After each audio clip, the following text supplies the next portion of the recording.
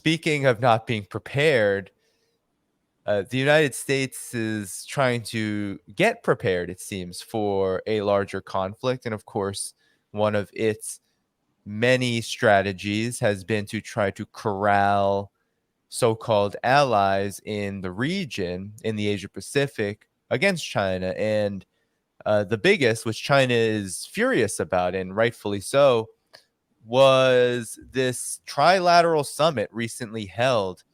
I believe it was held just a couple days ago. The U.S., Japan, and South Korea, they met at Camp David in the U.S., agreed to expand security ties at the summit amid China and, of course, North Korea DPRK worries.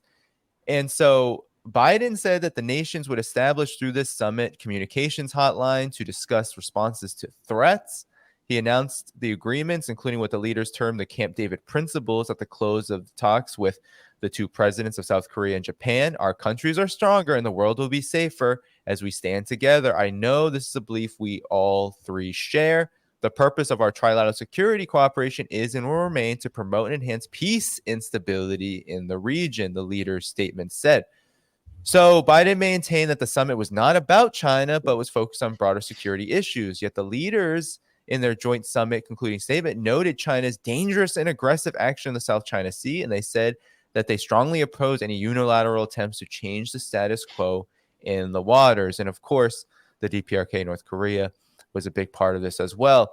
China has rebuked this visit, has rebuked this summit as really an igniter of a new Cold War. It said that this is a literal embodiment of what this is all about, creating bloc confrontation, and that it in fact is about China. And of course, it's also about the DPRK. Now, before I get to you, Brian, I just wanted the last point on this. You had Newsweek report at the same time. And when I was at the UN Security Council, this is a talking point that is becoming increasingly prevalent among the Western countries, among the collective West, that Russia is now being aided by the DPRK and Iran with certain weapons. And now there is, of course, narratives that China, Russia, and the DPRK are going to counter this trilateral security pact led by the United States, and that this is an increasing worry for the military-industrial complex in the collective West. So, given all of this, how do you see this playing out? Why is this happening now? Like, why is it so necessary to try to galvanize, especially these two countries, both against China and North Korea? And what do you make of these rumors that maybe there's a counter pact between China, Russia, and the DPRK? The West is very concerned about this. At the UN Security Council, they couldn't stop talking about North Korea, and how Russia is reneging on its commitments to the international community by even just talking to the DPRK. Well, I think the conversation has gone full circle because we began talking about the United Nations and how it's essentially co-opted by the United States and how it desperately needs a greater balance of power. I believe Russia and China they had their arms twisted into going along with what were essentially U.S.-led sanctions and restrictions and condemnation placed upon North Korea. And now I think they see that the time is right to start working their way out from under that. That does not truly represent the best interest of either China or Russia. And so why should they continue adhering to it, especially when the motivation of the United States was self-interest, had nothing to do with global security, peace, or prosperity, or stability. Now, this trilateral meeting between the United States, Japan, and South Korea, there's an odd one out in this group. Who is it? It's the US. They're not even located in Asia. So they're having this meeting with these two nations that actually are located in Asia, and they're having the meeting not even anywhere in Asia. And it really in a way reflects the reality that the United States is a modern day empire, and these are their modern day vassals. They do what the United States tells them to do. The US is very concerned, and does need to continuously rally Japan and South Korea, because nothing that the United States is asking Japan or South Korea to do represents anything in their own best interest. And again, look at trade. South Korea and Japan do huge amounts of trade with China. I think depending on what year, China is their largest trade partner. And so what do they benefit from by going along with the US on this road to inevitable war with China? It will destabilize the region, and it will destroy the economies of everyone there. No one will be spared from this. So why would they go along with it? And they only go along with it for the same reason the government in Kiev is going along with this proxy war against Russia, because they do not represent the best interests of the people of Ukraine. They represent an answer to Washington. And the same goes for the governments in South Korea and also Japan. So then there's the idea of, well, we're getting together to deal with these security concerns. All of these security concerns are in relation to conflicts or tensions that the U.S. has created itself. There are disputes in the South China Sea, and there are disputes far beyond the South China Sea between all of the nations in the region. A lot of people don't realize this, but it's not just, say, Vietnam and the Philippines and Malaysia. They have these overlapping disputes with China, but they also have disputes with one another.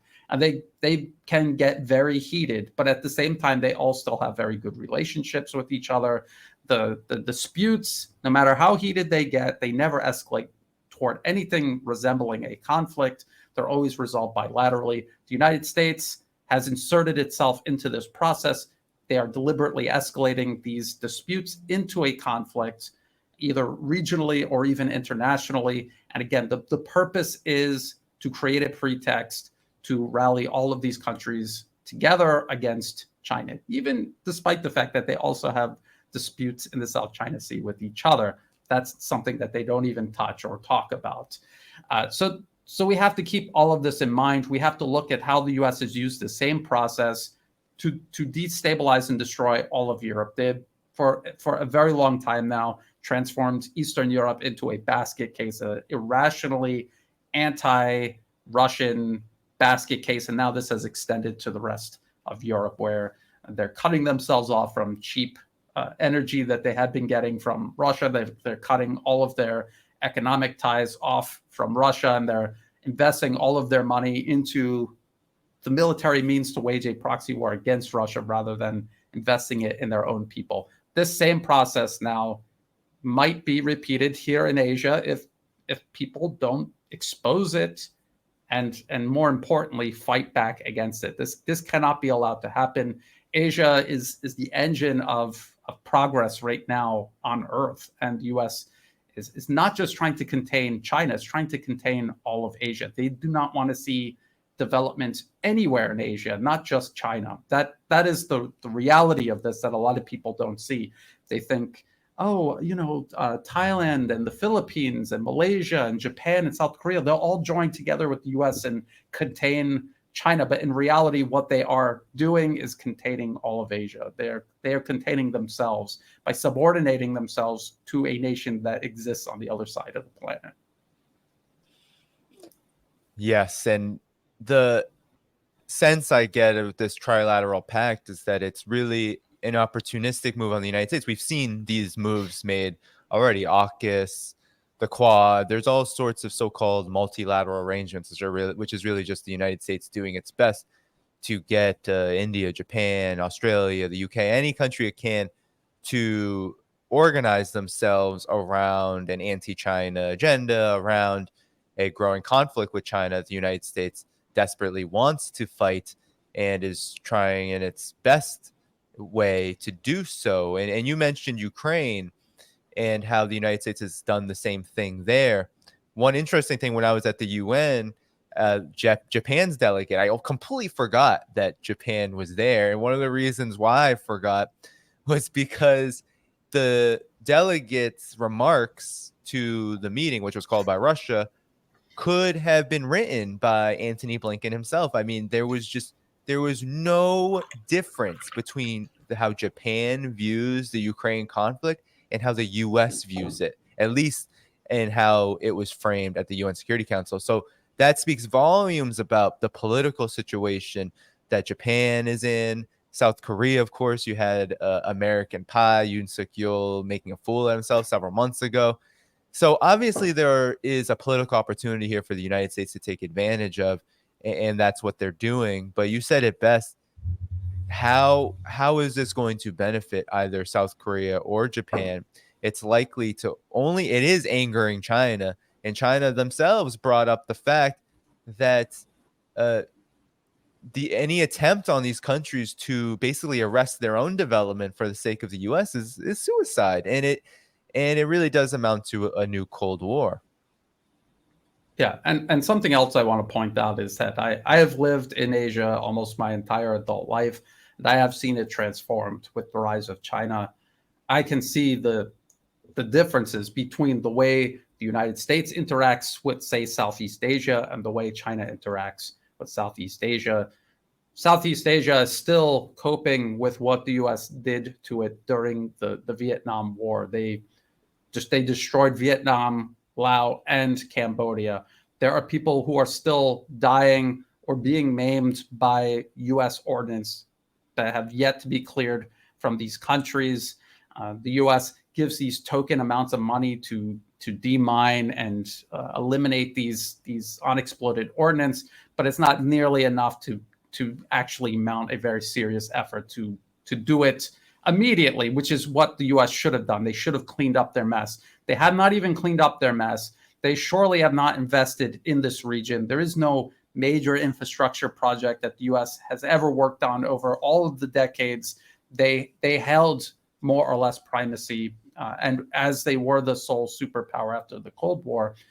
Then China comes along. They're on the rise, and you could see them physically building infrastructure, driving development across the entire region. When they built their high-speed rail line through Laos, the first modern railway Laos ever had, they had to clear out those U.S. dropped ordnance that have been sitting there, endangering people's lives, killing people, maiming people since the end of the Vietnam War. And it really is this contrast between the U.S., which bombs and destroys, and China, which comes in and invests and physically builds tangible things that you can see, touch, and use to improve your life. And this is a story that can be told about each and every country in Southeast Asia. And when you look at the U.S.-backed political opposition parties, all they're about is condemning China, poisoning people against China, and more specifically, protesting these actual development projects. Could you imagine that there's actually people here in Thailand protesting the Thai-Chinese high-speed rail, because the line that goes through Laos now under construction here in Thailand, and the U.S.-backed opposition party not only protested it, said it should be canceled, that some kind of science fiction hyperloop should be built in its place, but they also go up and down the line, visiting villages, and almost certainly through the help of U.S.-funded NGOs, teaching the villagers how to complain and oppose and delay the construction for as long as possible. That is the U.S. answer to the Belt and Road Initiative. And China's positive influence over Southeast Asia is to oppose it, and in places like Myanmar, physically attack and destroy the infrastructure. So this is where the real battle lines actually are. And I think it's important that we point this out, because we see the Western media talking about debt trap diplomacy, or it's about the U.S. and China, but it really is about China picking itself up out of poverty and then helping other nations do likewise. They're interested in trade and economic development, and it shows. And the United States is actually physically using proxies to attack and destroy, cutting railways, cutting roadways and pipelines. I mean, this is what they're actually doing right now. And in many ways, the war has already been ongoing by proxy. The U.S. has used opposition groups everywhere from Pakistan to Myanmar to the opposition here in Thailand to oppose and even in some cases physically attack the infrastructure. Yeah, and in recent days, I think over the last week, there were reports from Thailand actually that China and Thailand are cooperating more closely on anti-terror military drills. Do you feel like that's a response to these proxy attacks led by so-called protesters and literal terrorists that are targeting this kind of infrastructure? In Thailand, probably not directly, but in a sense, yes. A lot of the cooperation between elements within Thailand and China, and also together with Russia, this is all about diversifying Thailand's relationship within the world, making sure that it's not too dependent on any one nation, but also most certainly creating checks and balances against U.S. influence here. Every nation in Southeast Asia wants to do business with the United States. It's a huge nation. As one of the largest populations on Earth, it is a huge market. They want to sell their products to the United States, and they also want to import products from the United States. The problem is they don't want to be told what to do as the price for doing business with the U.S. No one tells the U.S. what to do when they do business around the world. Why should any nation tolerate the U.S. dictating to them or how you should run your internal political affairs just to get access to the U.S. Market? So this is going to be an enduring problem, and if the U.S. forces these nations to choose, I think they will choose multipolarism. And so it's a no-brainer. China is going to have a larger economy. It already has a much larger market than the United States does. It really is a no-brainer. Plus, China never tells nations how to run their internal political affairs. They don't even have an equivalent of the National Endowment for Democracy to do it if they wanted to.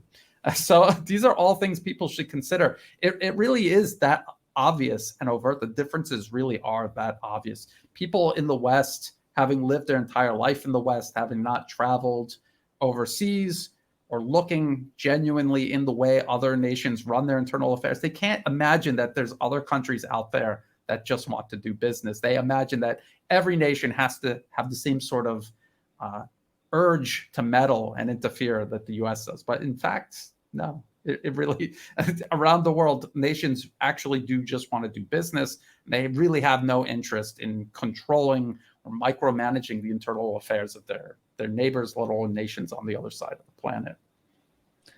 Then what would you say then, maybe to close on this point of the Trilateral Security Pact and its larger significance that you just outlined just very much in depth?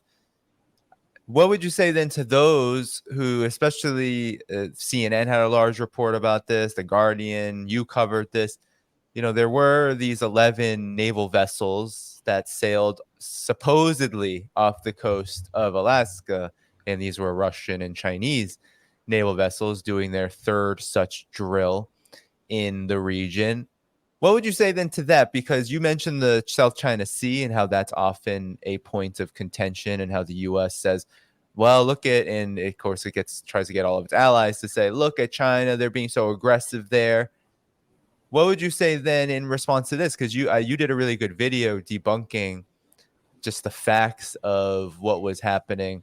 And maybe you can put that in the context of why China does hold naval drills, why it does have warships in its own territorial waters. Why is it that it's framed as aggression in the case of how the United States and, of course, the entire Western mainstream media reacts to these kind of things?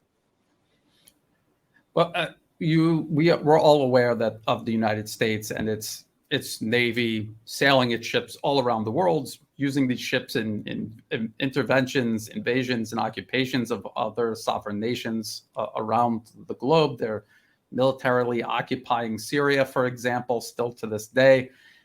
When they are sailing their naval vessels, say, through the Strait of Taiwan, they are right off the coast. They're between 80 to 100 kilometers off the coast of China when they're doing this.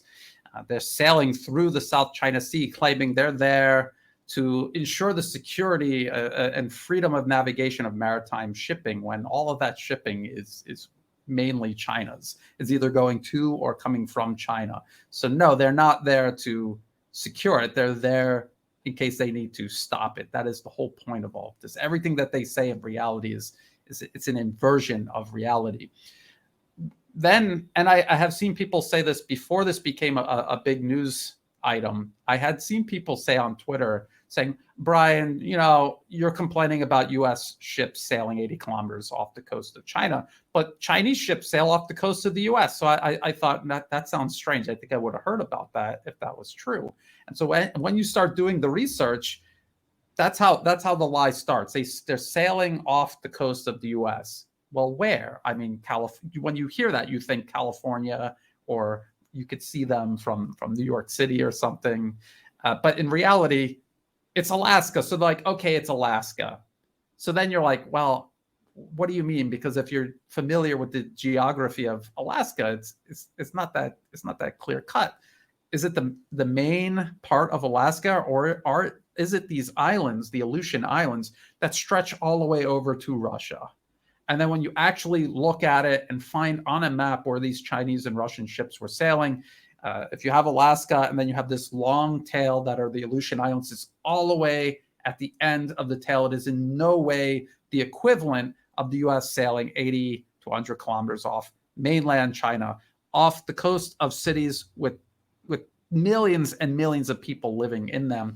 These islands that Russian and Chinese ships were passing by are mostly uninhabited. There's nobody living there. Or if there are people there, it's like a research station with 5 people living in it or something. So it is not equivalent. Notice how the Western media never mentions these actual details. They say off the coast of the US, if you do a little digging, off the coast of Alaska. And then if you do some more digging, finally, yes, there's the Aleutian Islands. You can see the Aleutian Islands stretch all the way over to Russia. And so right there at the end, as those last little bunch of islands, that's where these ships were sailing. And if the United States was minding its own business, it didn't have a single soldier standing on foreign soil, and if they weren't sailing their ships off the coast of China, and China and Russia were doing this to the Aleutian Islands, you could say, well, that's wrong. America's minding its own business. Can't you sail some other way to stay away from those islands if it's sensitive issue for the U.S.? But that's not the case. Far beyond where the Aleutian Islands end, the United States has tens of thousands of troops stationed in South Korea, in Japan. They're expanding their military presence in the Philippines, and as I just pointed out, they're sailing ships right off the actual coast of mainland China. They also have a small and growing presence on Taiwan itself, which they recognize as Chinese territory officially, but unofficially they are preparing to peel it away from China. And that includes a de facto military occupation of the island. There are U.S. troops right now on Taiwan, which is illegal in every sense of the word. And think about if it was the other way around, would the U.S. exercise the sort of patience and restraint that China is exercising right now in regards to Taiwan? The answer is almost certainly no. So people try to make these equivalents, and they can only do it if they leave out all of the actual details and if they avoid ever pointing out where this is happening on a map. If you look at where this is happening on a map, and if you start digging through the details, you can see how it is not equivalent, not in any shape, form, or way. Thank you for tuning in to my latest video. I appreciate all of your support. This channel, however, needs your help. I am seeking to make this channel more sustainable in the long term and upgrade necessary equipment to ensure that this work continues onward and makes progress to give you all of the geopolitical analysis that you all deserve. For that reason, I'm asking you to become a member of my Patreon community at patreon.com/DannyDhaiphong. You can find that link in the video description or in the pinned comment below. For whatever amount you choose to give, just know you are supporting independent media that you can't find anywhere else.